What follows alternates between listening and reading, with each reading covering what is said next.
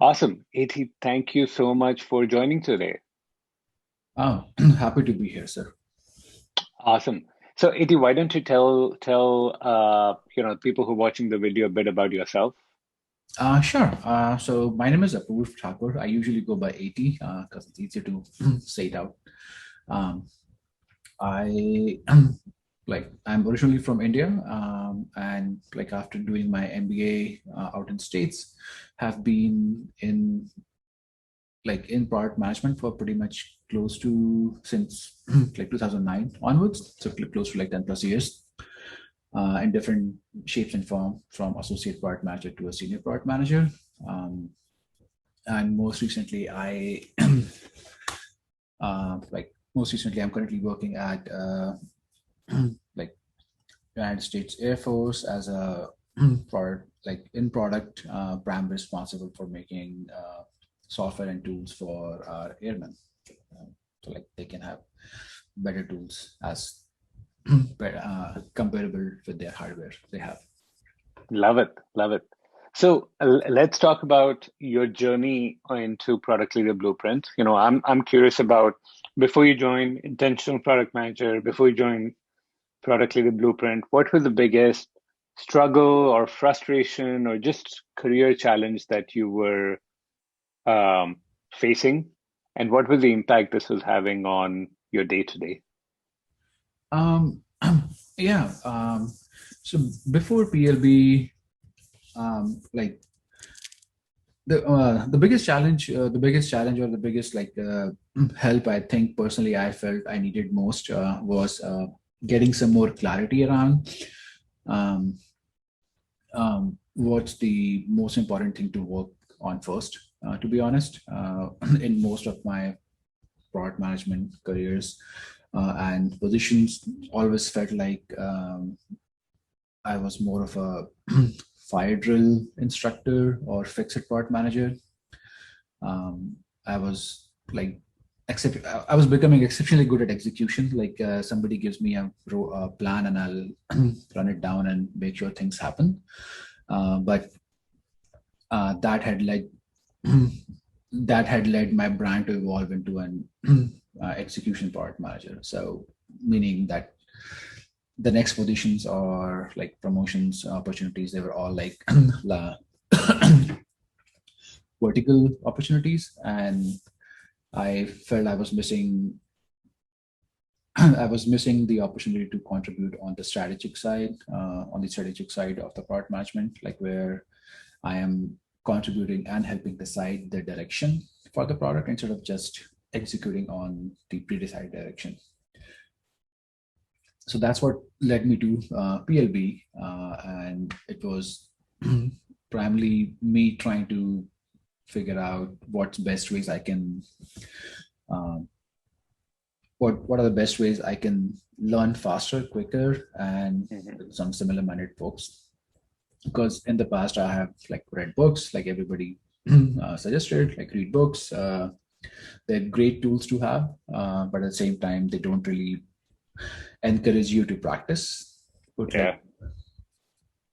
um, I thought I had engaged with some other coaches in the past, but not so much about part management, but more around like uh, expectation management or managing up or like the personal like things which I was kind of dealing with, but they all kind of led that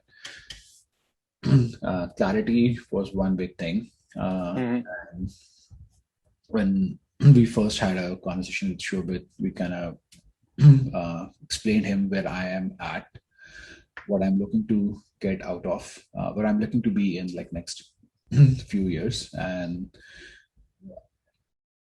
like how that could, how that's gonna happen. And I think we came up with, at least in the even in the initial call, we had like a good approach towards it, like step by step processes, and also like learning opportunities and opportunities to put those learning into practice. So that was Yeah. what attracted me to like I've read enough books and I haven't followed any one of them. Might as well. This is time to like get a little bit more invested in my career and my aspirations.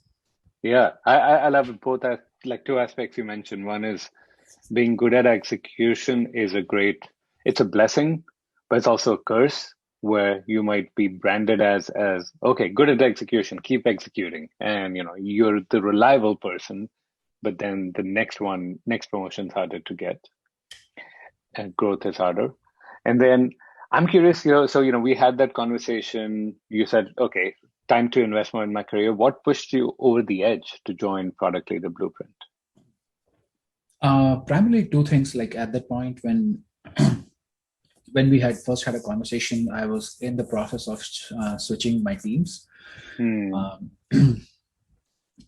like switching my teams, and it felt like the perfect time to um, like perfect time to experiment, and perfect time to put put the rubber where the road is, kind of like join the program, learn things, and experiment with that, and put those learnings into practice.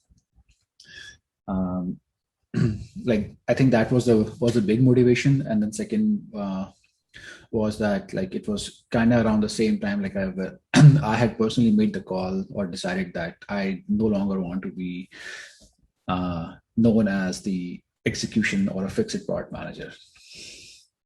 So I needed to make that jump or leap forward, that I have mastered the art of execution. It's not going to go away. I'll keep practicing it, but I need to uh, up brand myself. Then uh, just like being moving from team to team or company to company, where I'm just like launching a product, like taking a product from the market, but does not necessarily have a say in how do we expand the market, or how do we expand our customer base, or that. Love it. Love it. So let's talk about, okay, now you're part of Product Leader Blueprint. I'm curious if you remember what was the first big aha moment or the first win that you had as we dove into our work together. Uh, I think the first aha moment was actually there were two aha moments. The first one was the mindset Mondays. Like I didn't like in full honesty, I the mindset Mondays coincided with my meetings at work, which I couldn't like get out of. So I would watch the recordings. Um, and one thing which the big aha moment, like kind of going back, was the setting up the mindset. Like Hmm. every week by week, day by day, and started doing that like more religiously. I started like small, but try to incorporate that like more religiously as time went forward. And I made that very like explicitly known to my team to like, hey, these are my big things I want to achieve this week.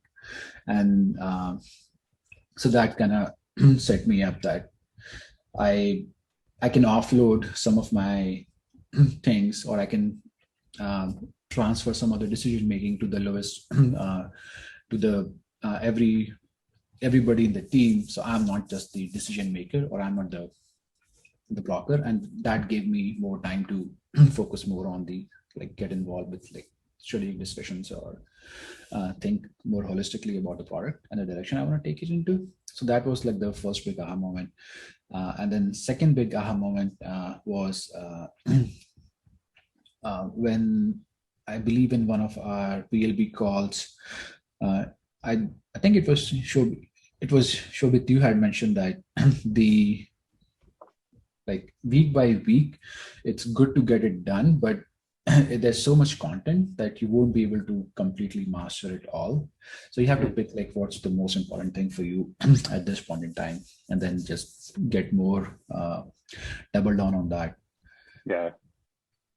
So that was the second big aha moments. Like, okay, there's so much content which is there for me. I can like go back and revisit it multiple times as much as I want. But while I have this support of like Shobit and like fellow product managers, this is the most problem area I want to get value out of it. Love it. Yeah. Yeah. Both aspects really important. I mean, mindset is one of those things that surprises people, how much emphasis we put on that. You typically don't find it in most product management training programs, but I totally believe it's a foundation for everything. Like without that, nothing else is going to work. Yeah. And and you're totally right. Like while you are in this environment and you're working with all these other product managers, do the most important things first, and then there's a lot more that you'll catch on over time, that will be improved over time. So I'm curious, like those were quick wins. What I would love for you to brag, to be honest. Like tell us the big wins, the small wins, wherever you've felt that you've had major changes because of applying what you learned in Product Leader Blueprint. Sure. Like the small wins were they happened along the way. There were like many small wins, like just the uh, just from the feedback I would receive from my team members and also from my peers across the company. Uh, that was like that was a win, and that was kind of like the adrenaline endorphin rush, which was like good validation that things I'm taking or things I'm doing or implementing is working.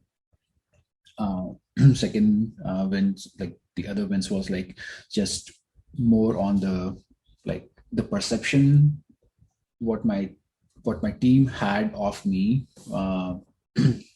from the start. Because like as I mentioned, like I joined PLB and this team approximately the same time. So like I went in with this idea that I this is how I want my team to perceive me, and that perception was validated multiple times. Like um, team thinking of me as leadership, like servant leadership, not like person responsible for doing everything for them, or but they don't want to make any big decisions without me being part of the conversation. So like that was another validation. And like I continually kept building upon these small wins, highlighting them like at like bigger venues and bigger uh, like audiences. And eventually like the big winners, I had proposed like like a change in direction, a strategic change in direction to the leadership, got the buy-in and convinced like my immediate leadership, and then help my leadership to convince the higher leadership, like the C-suite, to a point like where now it's kind of becoming like a company-wide buzzword, and everybody is kind of focused on that we need to get these things in place if we ever want to get to the next level of our company's evolution. And like my role, the way I played, the way I have contributed and I've played my like part in it, which eventually has turned out to be that now I'll be managing like a portfolio, almost like a portfolio of product, any and all thing data, AI, and ML. I will have a say in the in the strategy and the direction of how we want to accomplish or what we want to accomplish at this company. Love it. That's awesome. And I mean, if you are the one who's proposing the changes, proposing new initiatives, clearly you are making that transformation from tactical to strategic and to being the true leader. So I'm really, really awesome to have heard about that win and seeing you achieve that while you were at Product Leader Blueprint. Yeah. Thanks to you, thanks to you, and also all the people in the cohort. Like they were a good idea and sounding board. Yeah, I totally agree. Like the peer feedback is so critical, so absolutely critical. So I'm glad you were able to take advantage of that.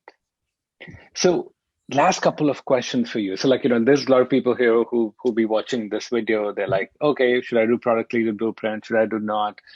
Two questions. Number one, how would you describe the program in your own words for somebody who's watching this video and considering the program? I would so think of I think of the program after doing this. I think of the program as a um, like you going to a school, like a 3 month long MBA in product management, kind of like that. Mm. Because you have the content, like which is like how you kind of get up on your theories and your baselines, not baseline, sorry, like theories and your foundation. You have the content for that. And then you have these sessions, like either one-on-one with Shobit. It's like getting in one-on-one with your professor and like having a heart out, like trying to get more into a problem. And then you also have these like case studies, like a group of people who are all there, probably the same mindset, and they're eager to listen to your problem and help you with that. So it's like kind of felt like a really short but valuable, kind of like an MBA to me. Mm-hmm. Mm-hmm. And also like similar to like my MBA experience was like, I don't remember everything what I did in my MBA, to be honest, but there are certain things which I had invested more or had focused more on, and those are things like I still remember, remember. But as and when I do need to like need something, I can go back and look at my notes or look at my books I've read, or at least like the network I've built to reach out to them and like ask any questions or like how do I do this or X, Y, and Z. Kind of felt like that because now you have the content. I can always go back and revisit that. But while I am in there were at least like 2 or 3 things which I wanted to get most out of it. And like I think I got at least 2 things out of it. So like I would say that's like really good success percentage over there. Love it. Love it. Really good description, really good way of looking at it. And last thing, it like, what would you, let's say somebody's watching the video and they've checked out Product Leader Blueprint, but they haven't yet like enrolled. What would you share with them to inspire them to join and make the decision? So like for people who are like kind of on the fence, like I in full honesty, I had been on the fence for so many things, including PLB. The only thing which brought me over the fence was the time and place. Like I knew that like I had to dig deep down inside me that whether the investment is worth the return, and where am I at in my career, and where do I want to take it, and Yeah. how quickly and how fast I want to go there.